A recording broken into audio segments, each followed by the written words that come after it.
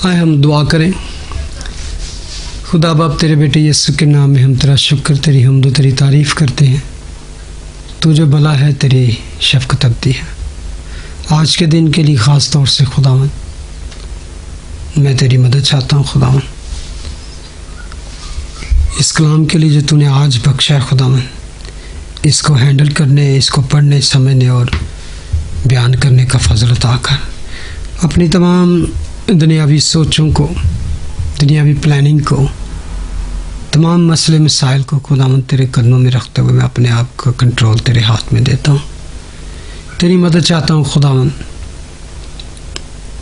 ताकि जो कुछ भी आज हम तेरे कलाम में से पढ़ें, बातचीत करें, उस कलाम पर उससे सीखें और हमारे दिलों में नक्श करें। और जितने लोग आज खुदा हमारे साथ शामिल होते हैं, मैं एक एक के लिए तेरी बरकत चाहता हूँ खुदावन। तो अपने कलाम के वसीले से हमें निखार, संवार और निचोड़ कर। यीशु के कादर और जलाली नाम में सब कुछ मांगता हूँ, आमीन। Praise the Lord. हम खुदावन का शुक्र अदा करते हैं कि एक दफ़ा फिर आए हम कलाम मुक़द्दस में से, जहाँ से हमने छोड़ा था वहाँ से ही उसको आज के कलाम को शुरू करते हैं। तो जैसे कि हमने लास्ट टाइम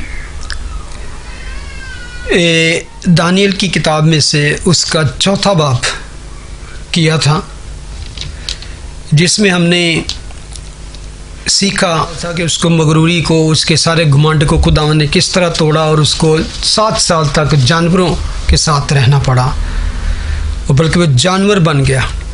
उसका इवन दिल भी खुदा ने जानवरों जैसा बना दिया।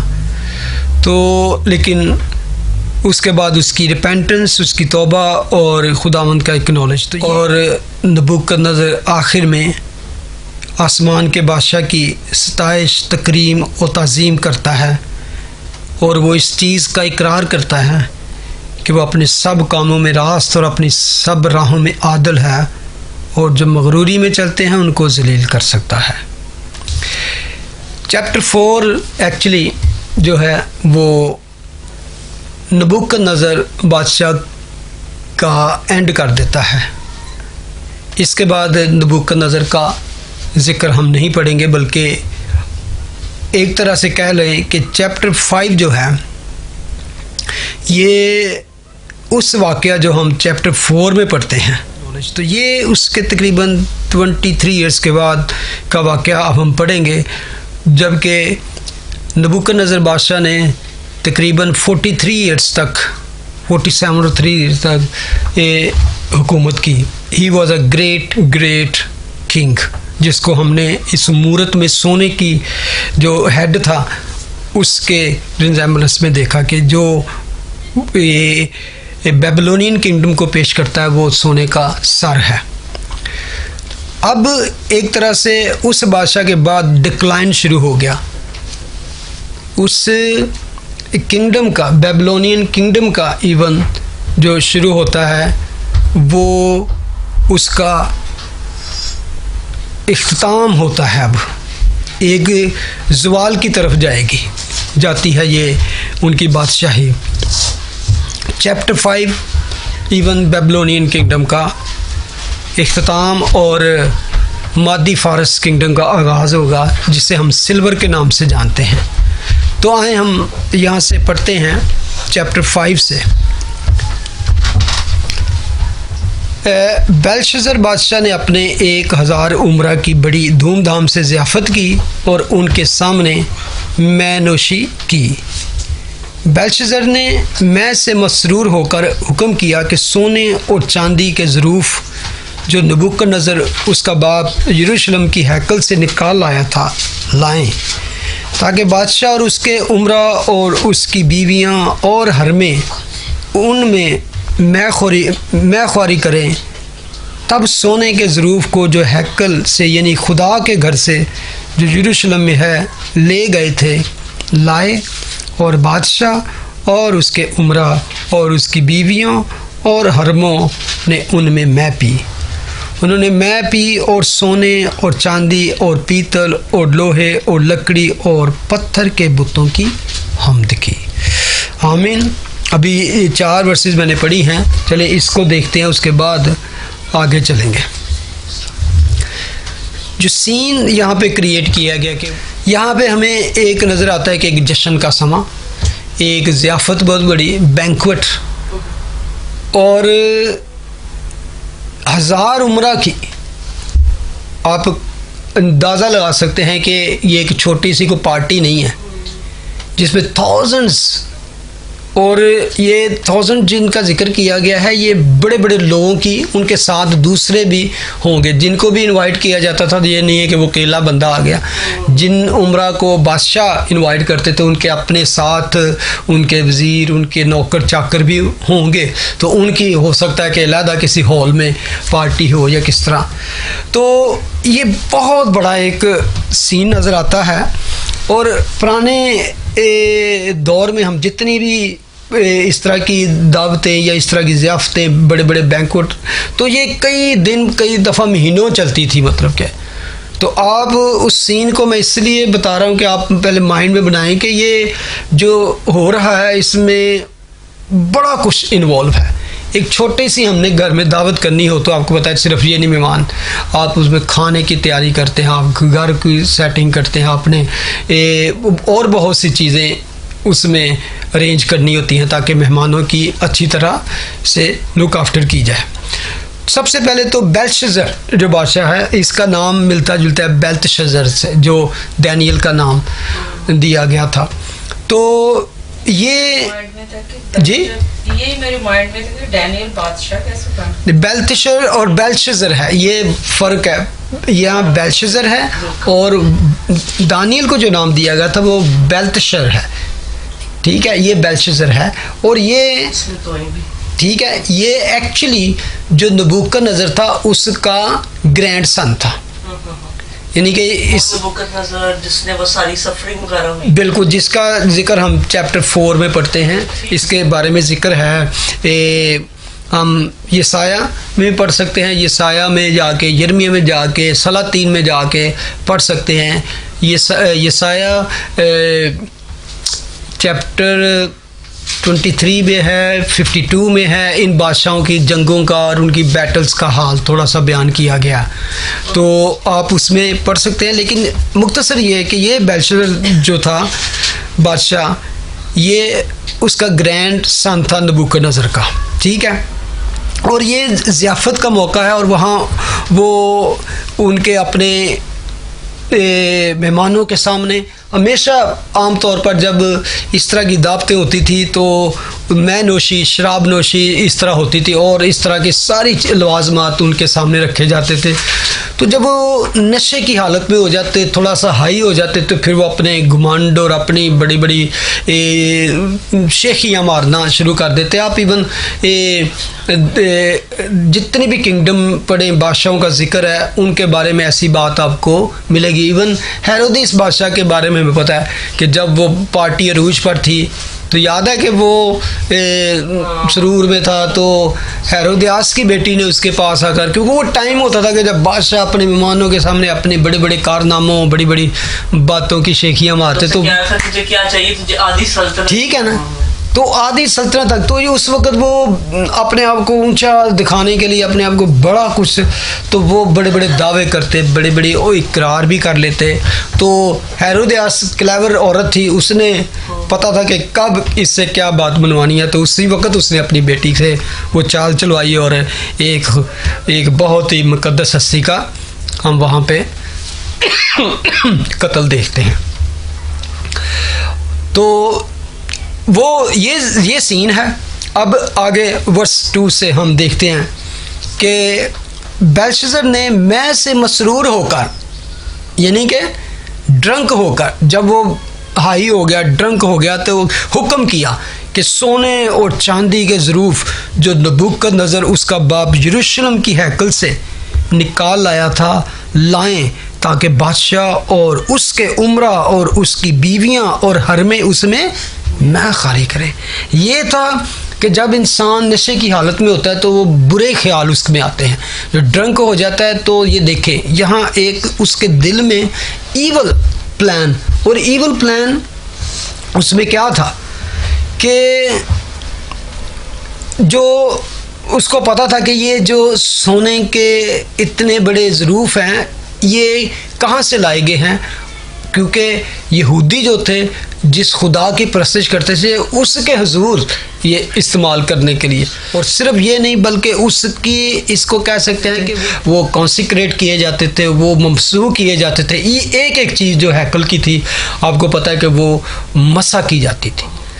तो मसा किया हुआ जो इवन वहाँ पे मसाले यूज़ किए जाते थे वो किसी आदमी को इतना भी अलाउड नहीं था कि उससे स्मेल कर सके। पता है आपको, अगर हुरूज की किताब पढ़े जाके जब हैकल बनाई गई तो उसके बारे में एक एक चीज़ मैनी चैप्टर आप देखेंगे तो उसमें एक फार्मूला बताया गया कि जो इंसेंस यूज़ किया जाएगा अंदर जाके, जो सुनहरी कुर्बानगाह होती थी उसका फार्मूला जो बनाया गया था यूज़ उसको बनाने के लिए, वो लिखा था कि ये फार्मूला जिन जिन चीज़ों से बनाया जाए वो जो इंसेंस होंगे वो सिर्फ वहाँ पर खुदा की हुजूरी में जब काहिन जाए वहाँ पर जलाए और उसकी खुशबू खुदा के हुजूर पहुँचे एक दुआ की तरह।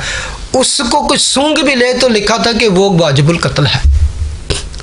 वो फ्रेगरेंट जो उसमें से स्मेल आती थी वो अलाउ नहीं था कि कोई इंसान उसको स्मेल भी करे। यानी कि ये नहीं कि उसकी स्मेल आ गई है तो ये नहीं कि पर्पसली उसको पकड़े और अपने लिए बनाए या उसको सूंघे या उसको स्मेल करे। तो वो असल में दिखाना चाह रहा था कि हमारा खुदा जो है जो हमारे देवी देवता हैं वो उनके खुदाओं से बड़ा खुदा है, कि हमने उनके बादशाह को उनके खुदा को डिफीट करके उनके मंदिरों को डिफीट करके हैकल को तो ये कुछ ले आए हैं। तो हम वो इस तरह अपना वो बड़ी बड़े कारनामों को, आखिर वो कारनामे सारे बादशाहों की किताबों में लिखे जाते हैं, ही नोज दैट। तो उसके दिल में ये ईवल ख्याल आ गया कि वो ज़रूफ जो हैकल में से उसका बाप लेके आया यरूशलेम की हैकल से, जो जितने भी वो वहाँ पे ज़रूफ थे, प्याले थे और जो भी प्लेटें कुछ भी थी, तो वो उसने इंसल्ट इसलिए की कि उसमें उसने शराब नोशी, उसने उसमें मैखारी का प्लान किया। और किसने, सिर्फ खुद नहीं बल्कि अपनी हरमों को लौंडियों को और अपनी बीवियों को उनमें मैखारी का हुक्म दिया। वर्स 3 खुदा की चीज़ों की यहाँ पे बेहरमती में नज़र आती। तब सोने के ज़रूफ को जो हैकल से देखें कितना साथ में एक जो हैकल से यानी खुदा के घर से, यानी कि उसको किस तरह डिफ़ाइन किया गया है ये ज़रूरी था, वरना वो यहाँ लिखा जाता ज़रूफ को जो हैकल से ले आए थे बस ठीक है। लेकिन खुदा के घर से जो यरूशलेम में है ले गए थे लाए, और बादशाह और उसके उमरा और उसकी बीवियों और हरमों ने उनमें मैं पी। ये था कि ये जैसे कह सकते हैं ना कि अपने ऊपर वो अजाब को नाज़िल कर लेना अपने ऊपर खुद ही, यानी कि आम तौर पे हम कहते हैं कि हाँ अपने पाँव पे कुल्हाड़ी मार ली, अपने पाँव पर ही नहीं बल्कि अपनी किंगडम पे ही उसने कुल्हाड़ी मार ली। वर्स 4 ये गुनाह था खुदा की चीज़ों के ख़िलाफ़, ममसूह की हुई चीज़ों के ख़िलाफ़। ये बेजान चीज़ें हैं ना, ज़रूफ वगैरह जो कुछ अब पॉट्स वगैरह यहाँ पे टेंपल में यूज़ किए जाते थे, लेकिन खुदा के हुजूर जो इन चीज़ों का भी जो था वो बहुत अहमियत रखती है, जो खुदा के हुजूर मखसूस कर दी जाती है। मैंने इससे बड़ा एक सबक सीखा कि इवन खुदा के घर के लिए कोई चीज़ मखसूस कर दी जाए ना, चाहे वो बेजान आपके लिए चीज़ हो, तो वो खुदा के लिए बड़ी अहमियत रखती है। वो खुदा के घर में इस्तेमाल होती है या खुदा का काम उसमें होता है। कि अब देखें हम चर्च में जाते हैं, बहुत सी चीज़ें बेजान चीज़ें हम इस्तेमाल करते हैं, लेकिन वो मसा की हुई चीज़ें हैं और उनकी रिस्पेक्ट है। ठीक है, तो लिखा है कि उन्होंने, अब ये तो एक थी कि खुदा की चीज़ों की ममसूह की हुई मसा की हुई चीज़ों की बेरुमती की, और फिर चौथी आयत में उन्होंने मैं पी और सोने और चांदी और पीतल और लोहे लकड़ी पत्थर, बल्कि मैं समझता हूँ कि मट्टी के भी बुत बनाए जाते थे। तो 7 टाइप ऑफ यहाँ पे ये स्टैचूज और बुत हैं जिनको उन्होंने बुतों की हमद की, यानी वर्शिप की। किन चीज़ों की? सोने, चांदी, पीतल, लोहे, लकड़ी, पत्थर और इवन मिट्टी के बुतों की परस्तिश थी। और ये गुनाह था डायरेक्ट खुदा के खिलाफ। वो उसकी चीज़ों के खिलाफ थी, उसकी मसा की हुई, उसकी अनॉइंटेड की हुई चीज़ों के खिलाफ गुनाह था, और ये गुनाह था डायरेक्ट खुदा के खिलाफ। आइडल्ट्री कह सकते हैं खुदा के खिलाफ, कि जो हमद व तारीफ उन ज़रूफ़ को यूज़ करके खुदा के नाम को दी जाती थी, उन्होंने क्या किया कि वो सोने, चांदी और पीतल और लोहे, लकड़ी, पत्थर के बुतों की हमद की। अब सामने 5वीं आयत पढ़ें ज़रा। 5वीं आयत में फिर क्या होता है? वर्डिक्ट जारी होती है, जैसे अदालत से। उसी वक्त आदमी के हाथ की उंगलियां जाहिर हुई और उन्होंने शमादान के मुकाबिल बादशाही महल की दीवार के गच पर लिखा, और बादशाह ने हाथ का वो हिस्सा जो लिखता था देखा। बस उसी वक्त, यानी कि जब ये सारा आप अंदाज़ा लगा सकें, ड्रंकनेस और औरतें, मर्द और अपने देवी देवताओं को जो उनको पूजा करने का वहाँ पे स्टाइल होता था, यू कांट इवन इमेजिन कि किस तरह वो अपने बदनों की भी बेहुरमती करते, और जिनसी बेरहरवी इतनी ज़्यादा होती कि आप बयान नहीं मैं कर सकता। और जब वो फुल ड्रंक होते थे तो, और फिर उसी वक्त इस हालत में, जबकि पार्टी कह सकते हैं वो ज़ियाफत अरूज पर होगी, सारे ड्रंक हो गए और उन खुदा के मखसूस किए हुए वो बर्तन ले आए और उन्होंने मैनोशी की और खुदा की जैसे कह के मारते होंगे, इंसल्ट करते होंगे और बुरी बुरी हरकतें करते होंगे। तो लिखा है उसी वक्त आदमी के हाथ की उंगलियां जाहिर हुई और उन्होंने शमादान के मुकाबिल बादशाही महल की दीवार के गेज पर लिखा, और बादशाह ने हाथ का वो हिस्सा जो लिखता था देखा। ये एक तरह से बयान किया कि जहाँ एक्चुअली एक बादशाह बैठा था वहाँ रोशनी ज़्यादा की होगी ताकि वहाँ उसको नुमाया किया जाए, तो वहीं जहाँ वो था ताकि वो देख सके। एक्चुअली तो हेड वही था ना उस वक्त, मेन तो वही पर्सन था ना। तो वहाँ के उसके मुकाबल जो शमादान और बादशाही महल की दीवार पर लिखा, और बादशाह ने वो हाथ का वो हिस्सा लिखता था देखा। मैं समझता हूँ कि अगर आज हम बैठे हों तो इस तरह कोई हाथ हमारे सामने आ जाए तो हम क्या करेंगे? गायबाना तो मैं समझता हूँ कि जो खुदा से डरने वाले लोग हैं वो खुदा की तारीफ़ करेंगे, या खुदा के एकदम आपके अंदर खौफ भी पैदा होगा। ये डिपेंड करता है कि ऊपर आप अपनी उस वक्त किस हालत में हैं। लेकिन मैं समझता हूँ कि वो लोग जो खुदा से दूर हैं, वो उनको आज बाहर कहीं ऐसे हॉल में या नज़र आ जाए तो सारे सेल्फियाँ बनानी शुरू कर देंगी। They don't have fear of God. At least ये जो बादशाह था, वर्स 6 में लिखा है, तब बादशाह के चेहरे का रंग उड़ गया। ये 1-2 वर्सेस गौर से पढ़ना कि उसकी हालत क्या हुई। लिखा है उसके ख्यालात उसको परेशान करने लगे, यहाँ तक कि उसकी कमर के जोड़ ढीले हो गए हैं और उसके घुटने एक दूसरे से टकराने लगे। जैसे होता है ना कि सर्दी में बंदा कांपता है और घुटने तो दांत बजते हैं, तो उसके मैं समझता हूँ कि पिछली दफ़ा मैं बात कर रहा था, कोई भी आप न्यूज़ सुनते हैं ना, बैड न्यूज़, तो एकदम मेरे होता है कि मेरे ना स्टमक में एकदम से ऐसे होता है कि एकदम इफेक्ट होता है कि जैसे अभी कुछ। और आप सब ने भी देखा होगा कि इवन बातें और न्यूज़ हम पर किस तरह अफेक्ट करती हैं। वो हमारे फिजियोलॉजी हमारे अंदर है, उस पर एकदम अफेक्ट करते हैं। और यही हुआ कि जब उसने देखा तो उसको अंदर से वो हिल गया, एक एक्चुअली खौफ से, इतना खौफज़दा हुआ कि वो कहते हैं वो जॉइंट्स जो थे वो लूज हो गए सारे, और वो उसके चेहरे का रंग उड़ गया और उसके ख्यालात उसको परेशान करने लगे। अब जब ऐसी बात होती है, he was calling for help, ये क्या है, ये क्या, मैं क्या करूं। वर्स 7, बादशाह ने चलाकर कहा, नजूमियों और कश्तियों और फालगिरों को हाजिर करें। बादशाह ने बाबिल के हकीमों से कहा कि जो कोई इस नविश्ता को पढ़े और इसका मतलब मुझसे बयान करे, अरगवानी खलत पाएगा और उसकी गर्दन में ज़री तोक पहनाया जाएगा और वो ममलकत में तीसरे दर्जे का हाकिम होगा। यानी कि उसको इतना बड़ा, यानी कि वही आ गया ना, पहले तो उसने शेखी में ये बड़ा ऐलान कर दिया कि मैं मतलब के लिए वो बर्तन लाए जाएं, अपनी तरफ से वो कह रहा होगा कि वो मैं तुम्हें ड्रिंक करवाने वाला हूँ जिसमें कभी किसी इंसान ने ड्रिंक ना की हो, खुदाओं यानी कि देवताओं के प्यालों, यानी कि उनके लिए हर दूसरा खुदा देवता ही होता था। तो वो अब शेखी में कर बैठा, अब खौफ से उसको निकला कि मेरी पता नहीं कि बला नाजिल होने लगी, तो मैं इतना कुछ देने के लिए तैयार हूँ, यानी कि उसको ममलकत में तीसरे दर्जे का हाकिम बना दूंगा। थर्ड मैं हूँ, मेरे बाद वजीर है, उसके बाद उसका पोजीशन होगी।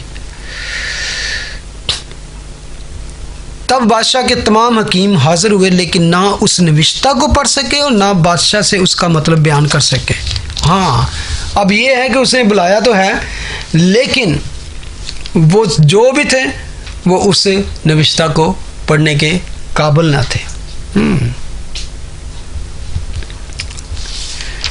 और जब ये उसको पता चला कि इसमें से कोई भी इस काबिल नहीं है, जो एक्सपर्ट थे उसके किंगडम में, यानी कि जितने बड़े माहिर लोग थे, वाइज लोग थे, डॉक्टर लोग थे, वो सारे नाकाम हो गए। वर्स 9 में तब बेलशस्सर बादशाह बहुत घबराया, उसके चेहरे का रंग उड़ गया और उसके उमरा भी परेशान हो गए। अब उसके जितने भी बेमान थे, अब मेरे बात फैल गई सारे उसमें, तो सब परेशान है। अब ये क्या है, सब मैं समझाऊँ वो जितना भी फूड ड्रिंक और नाच गाना और सब कुछ जो शोर शराबा था एकदम ख़त्म हो गया। ज़ियाफ़त जो थी एकदम खामोश हो गई। महफिल जो थी उस पर क्या हुआ, खामोशी तारी हो गई। बस कि आपस में वो एक दूसरे से बातें करते होंगे, मैं इमेजिन कर सकता हूँ कि क्या हो गया। अब एंट्री होती है वर्स 10 में, और बादशाह और उसके उमरा की बातें सुनकर बादशाह की वालदा जश्नगाह में आई और कहने लगी, ए बादशाह अब तक जीता रहे। ये एक हमेशा इस स्टाइल था, कोई भी बादशाह के हुजूर जाता तो कहते एक लॉन्ग लिव। तो यहाँ पर ये थी, यानी कि नबूकदनेस्सर बादशाह की, मैं समझता हूँ कोई यंग बीवी होगी जो अभी तक जिंदा है, क्योंकि वो जो बात करती है उसमें उसको पास्ट का कुछ इल्म है, वो जानती है। वो कहते हैं, तेरे ख्यालात तुझको परेशान ना करें, तेरा चेहरा मुतगय्यर ना हो। तेरी ममलकत में एक शख्स है जिसमें कदूस इल्हों की रूह है, the spirit of Holi God, और तेरे बाप के क़याम में नूर और दानिश और हिकमत इल्हों की, और दानिश और हिकमत इल्हों की हिकमत की मानद उसमें पाई जाती थी। और उसको नबूकदनेस्सर बादशाह तेरे बाप ने साहिरों और नजूमियों और कसदियों और फालगिरों का सरदार बनाया था, क्योंकि उसमें एक फाजल रूह और दानिश और अक्ल और ख्वाबों की ताबीर और अक़दा कुशाई और हल्ले मुश्किलात की क़ुव्वत थी। उस दूसरी दानियल में जिसका नाम बादशाह ने बेलशस्सर रखा था। बस दानियल को बुलवा, वो मतलब बताएगा। यहाँ पर उसकी माँ उसको बताती है कि सारे परेशान हो, लेकिन जब उस तक कि मदर क्वीन तक ये बात पहुँचती है तो वो बताती है कि इसका हल क्या है। मुझे इस बात जब मैं पढ़ता था तो मुझे एकदम ख्याल आया कि ये कितनी ज़बरदस्त एक गवाही है इस बंदा खुदा की। गवाही पता है क्या है? जितनी भी आप इधर वाक़यात पढ़ेंगे तो पार्टीज़ और ये, you will not find this man hanging around this kind of people.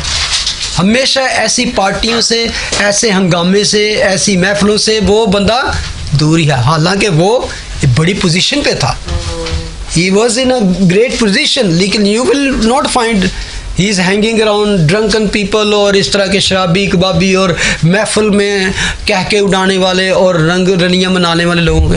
He was a man of dignity, he is a man of virtue, इस वंडरफुल मैन।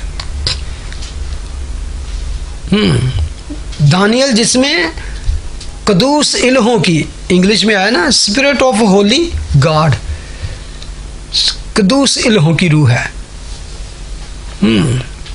और नूर और दानिश और हिकमत से भरपूर, enlightened and wisdom and knowledge. आगे लिखे दानिश और अक्ल, यानी कि विजडम के साथ अंडरस्टैंडिंग और इंटरप्रिटेशन ऑफ ड्रीम्स। कितने उसके पास गिफ्ट हैं।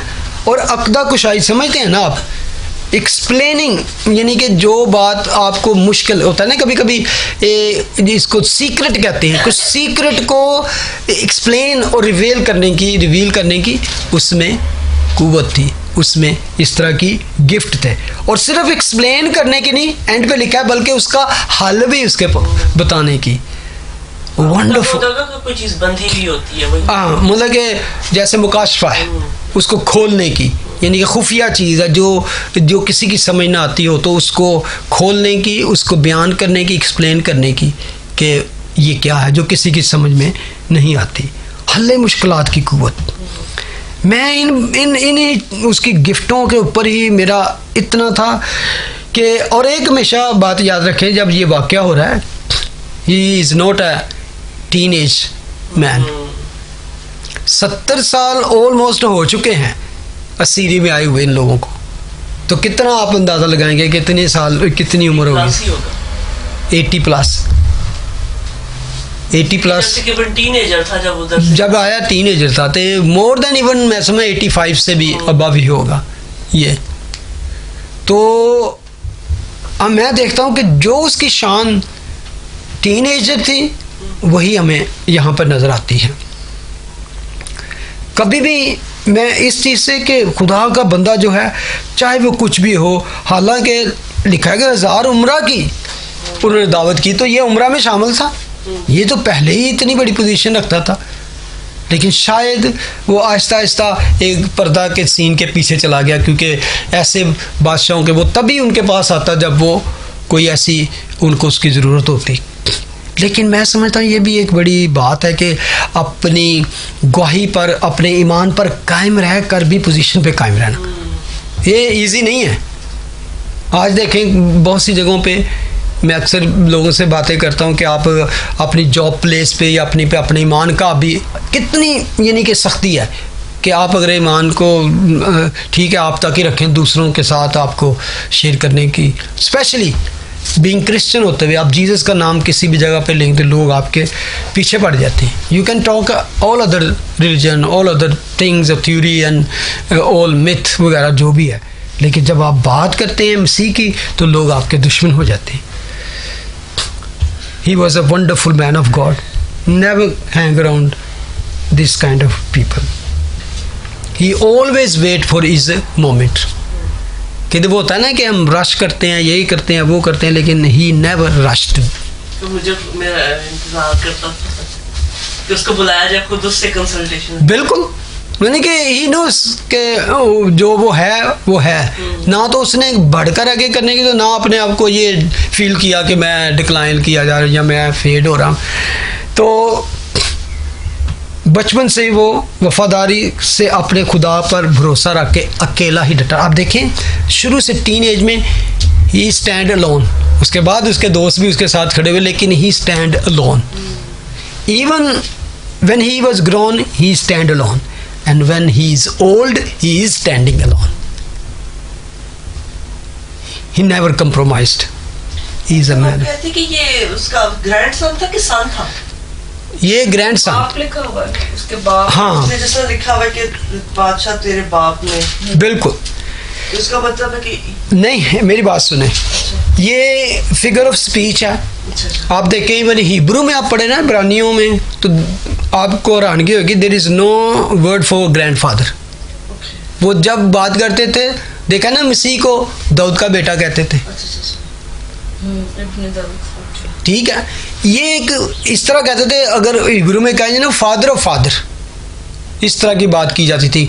तो उसको इस तरह कहा जा रहा है कि तेरा बाप यानी कि जिस तरह वो तेरा बाप यानी कि फोर फादर जिसे हम कहते हैं, तो यहाँ पर भी उसने यही कहा कि तेरे बाप के यहाँ में नूर और दानिश और हिकमत इस शख्स में पाई जाती थी, और जब ये बुलाया जाएगा तो ये तुम्हें बताएगा कि क्या करना है, उसको बुला, वो मतलब बताएगा।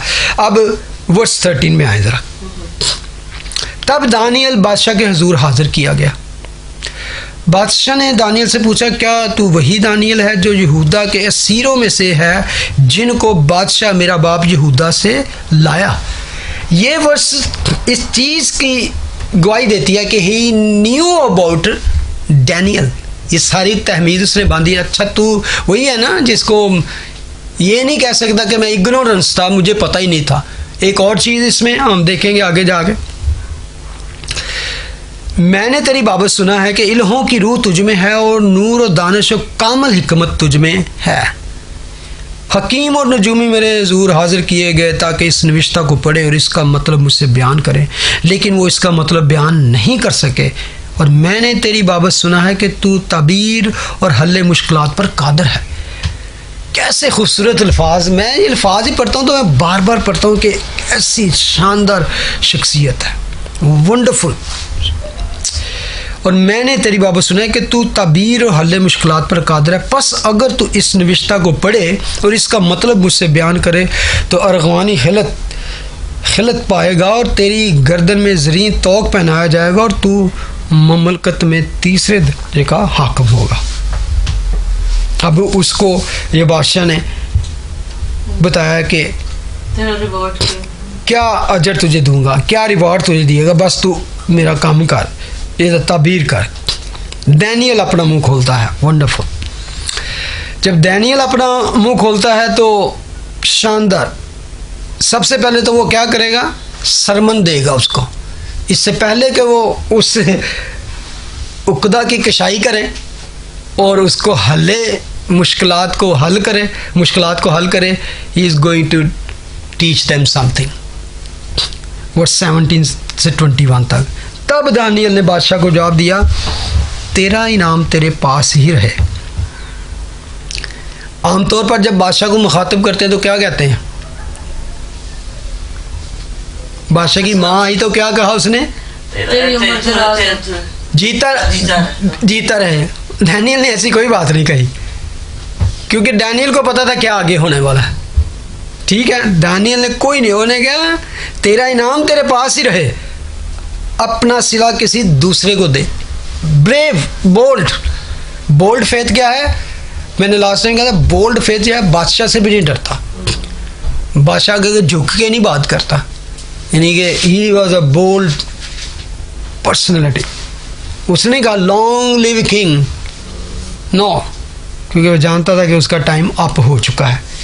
करैक्टर एंड करेज, जब हम बोल्ड हैं तो आपका करैक्टर जो है वो बोल्डनेस पैदा करता है। प्योर पाक जिसका करैक्टर क्लियर होगा वो ऑटोमेटिक उसके अंदर बोल्डनेस आ जाएगी। सच्चाई अंदर होगी तो ऑटोमेटिक आपके अंदर दिलेरी आ जाएगी। या झूठ या मकरो फरेब आपको अंदर बुज़दिली पैदा करते हैं।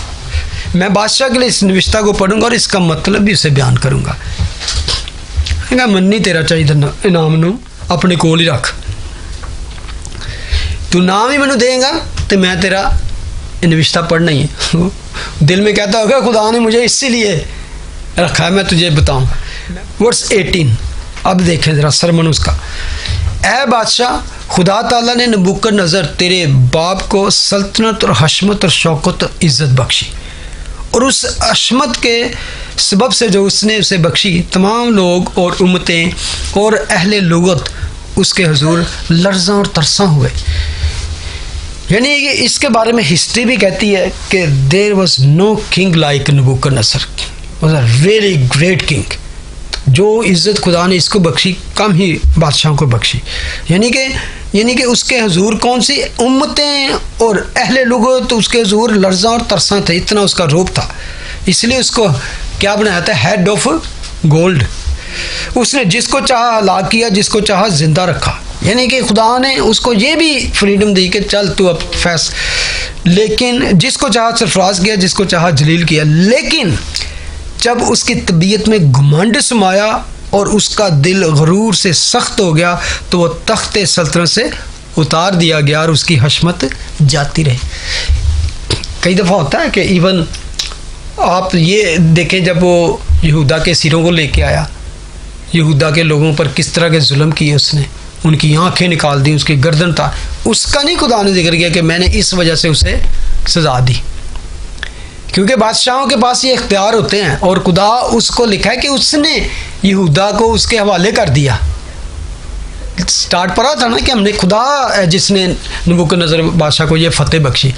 लेकिन जब उसके और ये बादशाह के हक़ में है कि जब वो एक पोजीशन दी गई, जब जैसे अदालत में एक जज होता है तो जब फैसला करता है कि इसको फांसी दे दी जाए, इसको छोड़ दिया जाए, तो वो खुदा की तरफ से एक पोजीशन उसके पास होती है। ये नहीं कि अगर उसने उसको किसी को कत्ल कर दिया है तो वो उसको नजायज़, वो अलहदा बात है कि वो इंसाफ ना करे।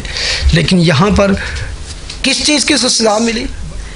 वर्स 18 में स्टार्ट उसने किया है कि ए बादशाह, खुदा ताला ने, यानी कि एवर लास्टिंग गॉड जो है, उसने तुम्हें, तेरे बाप को ये सब कुछ बख्शा था।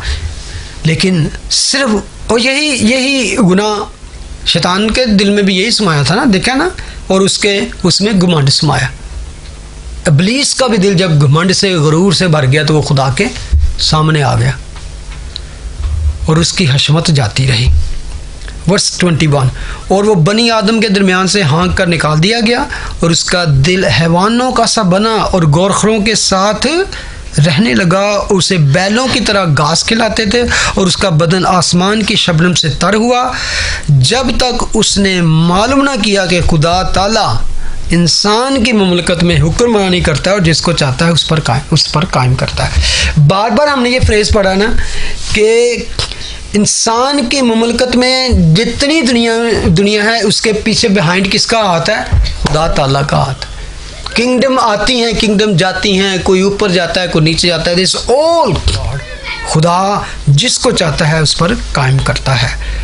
लिखा कि उसकी हशमत जाती रही तो 7 साल, हमने पिछली दफ़ा पढ़ा था ना, 7 साल तक उसको क्या किया?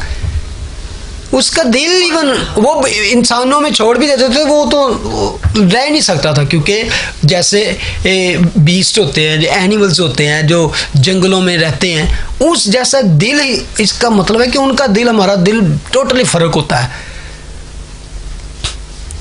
ह्यूमन और एनिमल्स में बहुत फ़र्क है। बहुत से लोग एनिमल की बड़ी फेवर करते हैं, जो इंसानों के साथ उसको कभी कभी बुलाते हैं, लेकिन खुदा का कलाम कहता है उनका टोटली सोच ही, उनका दिल ही फ़र्क है।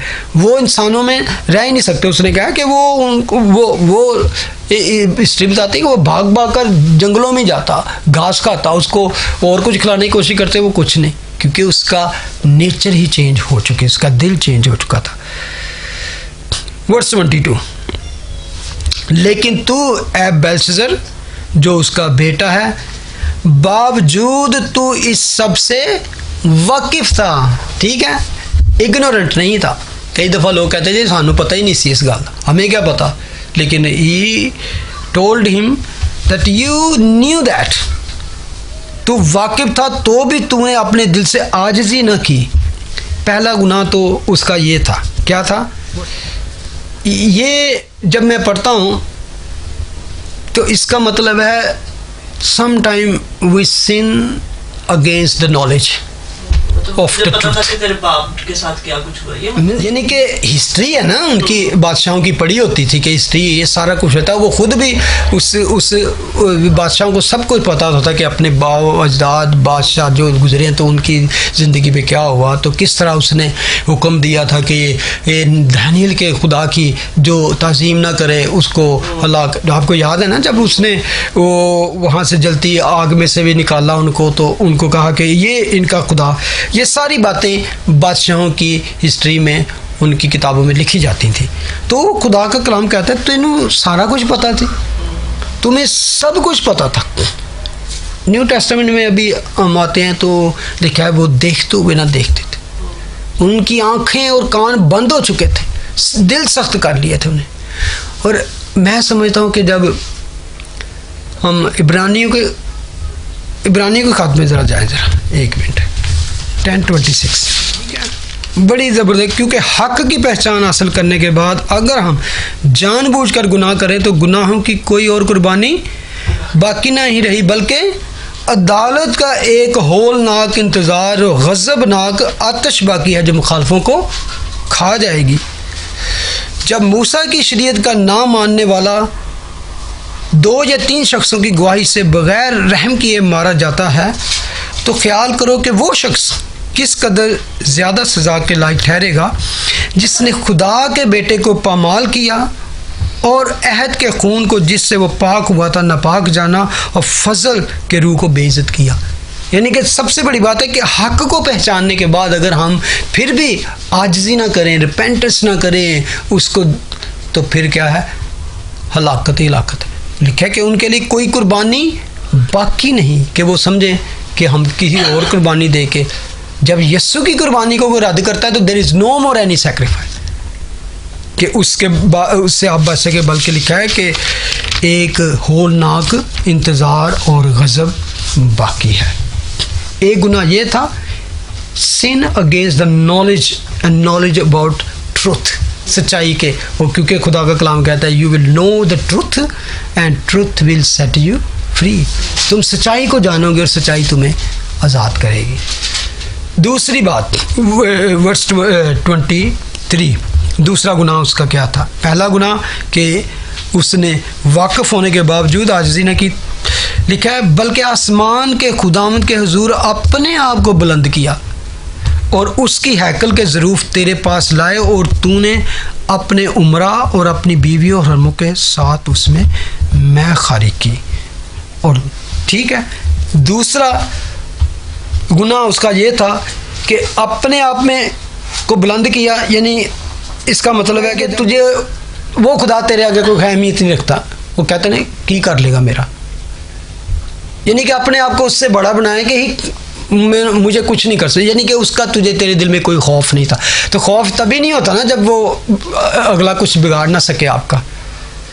खौफ तब होता है जब अगली जो पावर है, जो अगली पार्टी है, जो आपकी अपोजिशन है, वो स्ट्रांग होगी तो आपको खौफ तभी होगा कि अगर मैं उसके ख़िलाफ़ जाऊं तो मुझे मार ना दे, डिस्ट्रॉय ना कर दे। लेकिन जब आपके दिल में खौफ नहीं तो अपने आप को आप उससे बुलंद करते हो। जिस तरह अबलीस ने अपने आप को क्या किया, उसने कहा मैं अपना तख्त खुदा के तख्त से ऊंचा बनाऊंगा। तो उसने यहाँ पे बिल्कुल वही बात है, प्राइड, घुमंड। लिखा ना कि तेरे बाप में तबीयत में घुमंड समाया, उसका दिल गुरूर से सख्त हो गया। तो जब वो सख्त हो जाते तो सल्तनत से तार दिया अगर उसकी अश्म जाती। तो यहाँ पर भी एग्जैक्टली वही होगा। और अपने उम्र और अपनी बीवी और हरमों के साथ उनमें मैं ख्वारी की। एक तो ये इंसल्ट थी खुदा के, और उसके ब्लास्फेमी कह लें, ये थी ब्लास्फेमी। और अपनी हरमों और बीवियों के साथ उसमें मैं ख्वारी करके, तो यह कि ये एक तरह से हरामकारी उसने की, अडल्टरी उसने की,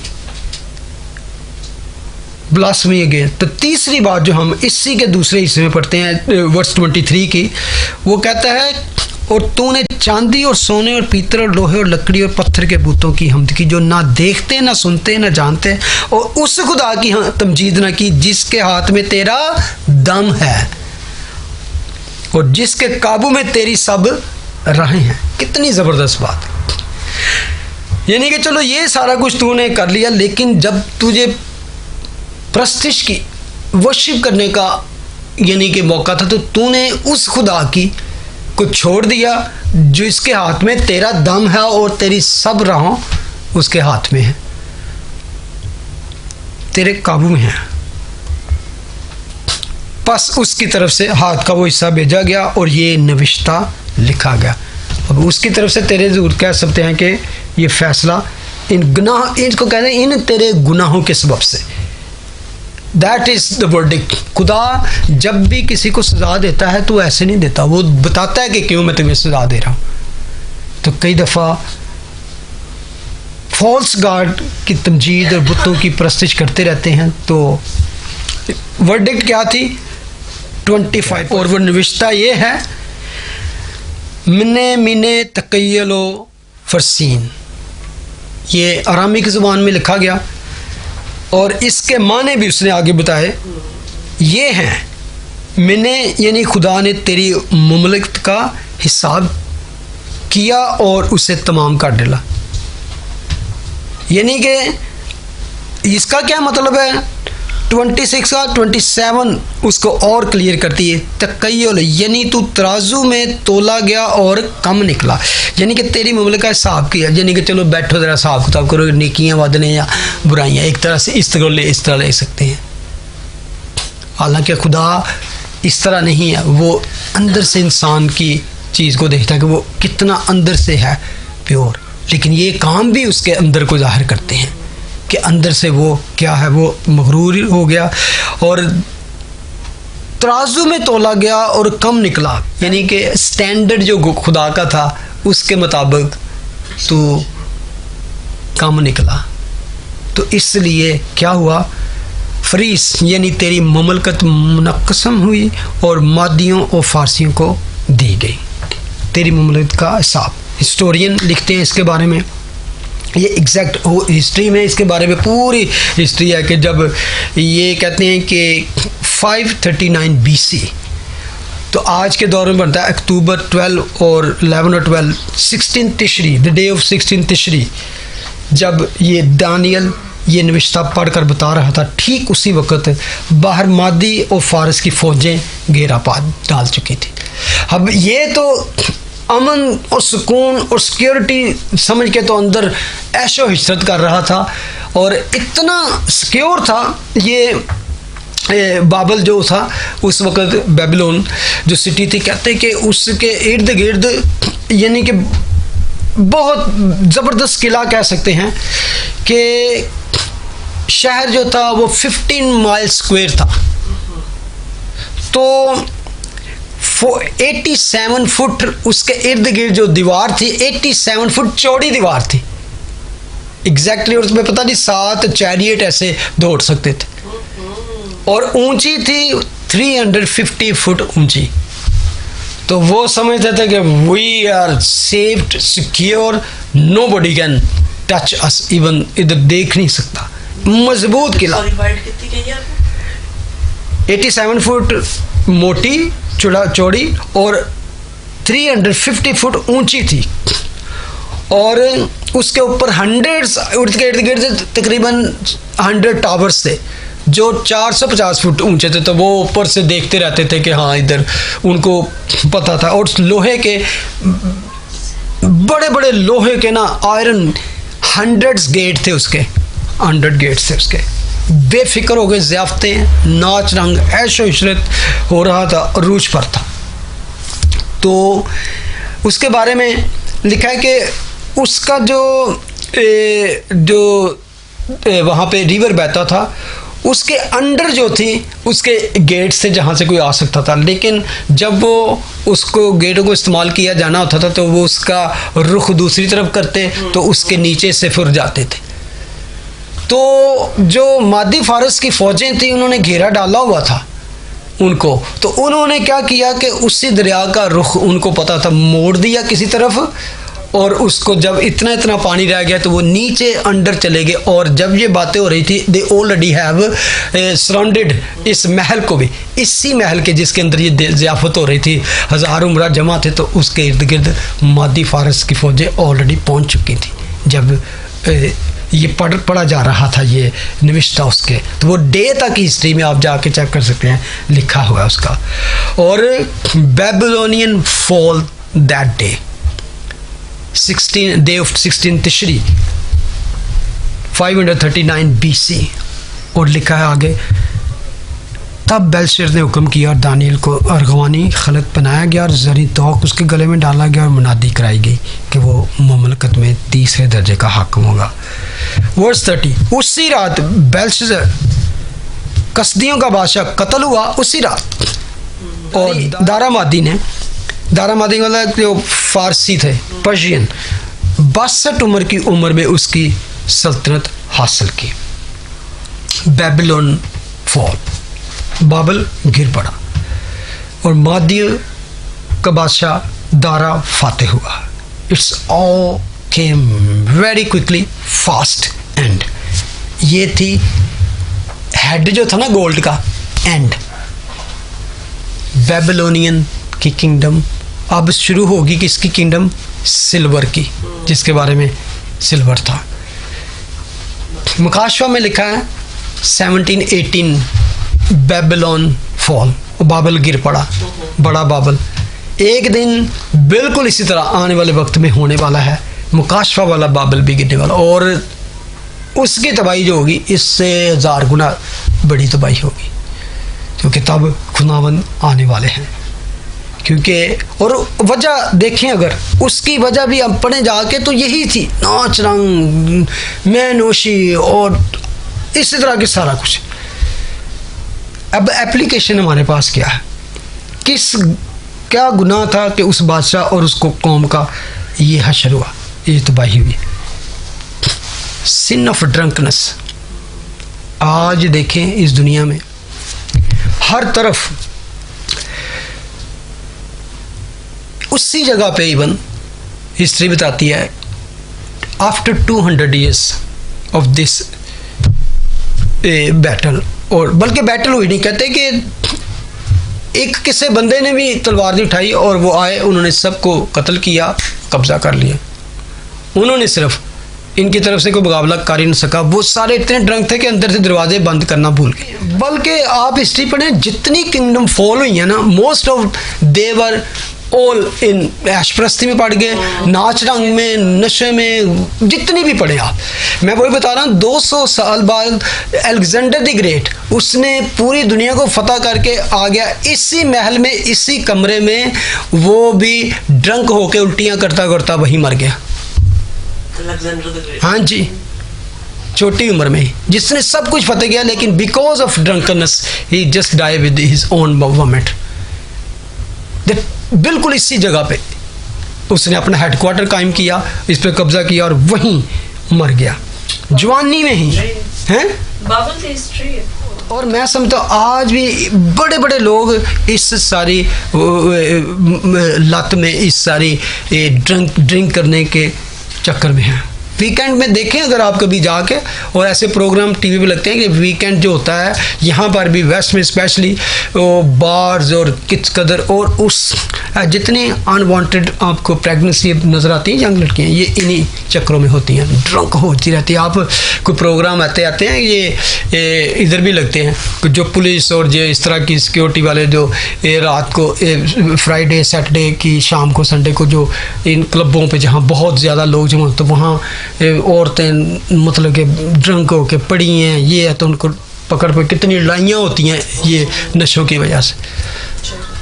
आज जो ना ये सेम बन चुका है यहाँ पर भी। बहुत सारे लोग, खुदा का कलाम कहता है कि बादशाहों को ज़ेब नहीं कि वो मैं नोशी करें, क्योंकि वो भूल जाते हैं। नाच रंग, जिनसी बेरहमी, डांस एंड ड्रिंकिंग, सब कुछ आज भी इसी तरह अरूज पे है। और इसी तरह हम देखते हैं कि बल्कि जो जिनसी बेरहमी आप देखिए बहुत ज़्यादा बढ़ चुकी है। Same kind of situation, drugs, sport, movies, TV shows और parties, restaurant, clubs, society morally decline की तरफ जाती।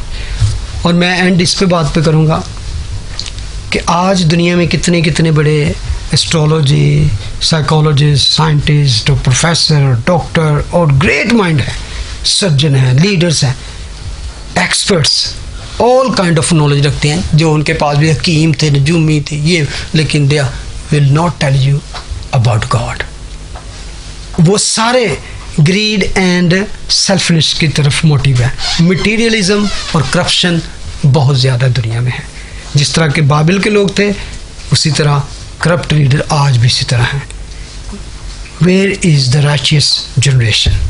तो खुदा का कलाम कहता है, you are the salt and the light of the world. Only Christian, only Christian.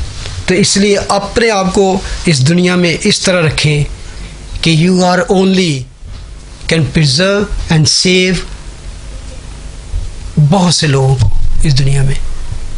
तो खुदा का कलाम कहता है कि तुम इस जहान में उन चिरागों की मानद चमकते नजर आओ जिनकी कोशिश से बहुत से रास्तबाज हो गए और मसीह यीशु में आ गए। आमीन। खुदा तेरा शुक्र, तेरी हमद, तेरी तारीफ हो आज के कलाम के लिए। इसको हमें अपने में अंदर लेने, इस पर अमल करने और नमक और नूर बनकर इस दुनिया में रहने का फजल अता कर। इस डिके की तरफ जाती इस मरती सड़ती गलती दुनिया को बचाने के लिए नमक की तरह इस दुनिया में हो, प्रिजर्व करें। हमारी रोशनी आदमियों पर चमके ताकि वो हमारे नेक कामों को देखकर तुझ बाप की जो आसमान पर है तमजीद करें। In Jesus name we pray, आमीन। हमारे बाप तुझ आसमान पर, तेरा नाम पाक माना जाए, तेरी बात चाहता है, तेरी मर्जी जैसे आसमान पर पूरी होती है ज़मीन पर। हमारे रोज़ के लिए आज बख्श दे और जिस तरह अपने कसूर को माफ़ कर दे। तू हमारे कसूर माफ़ कर, हमें आज़माइश में ना पड़ने दे बल्कि बुराई से बचा, क्योंकि बादशाह कुदरत और जलाल हमेशा दे। आमीन। God bless you.